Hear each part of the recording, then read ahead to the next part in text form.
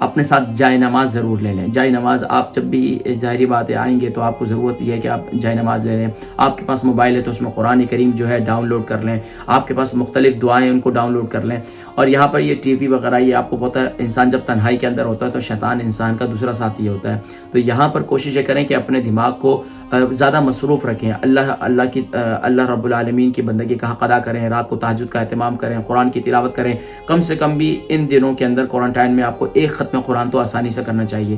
3 سپارے لازمی روزانہ پڑھیں. کوئی مشکل نہیں ہے. اور انشاءاللہ اب ایوری ڈے کی کوارنٹائن کا میرا first day, second day, third day, وہ انشاءاللہ اس کی روٹین جو ہے میں یوٹیوب چینل پر اپنے اسی چینل پر انشاءاللہ آپ کو اپڈیٹ کرتا رہوں گا فرسٹ ڈے سے لے کر 10 ڈیز تک انشاءاللہ.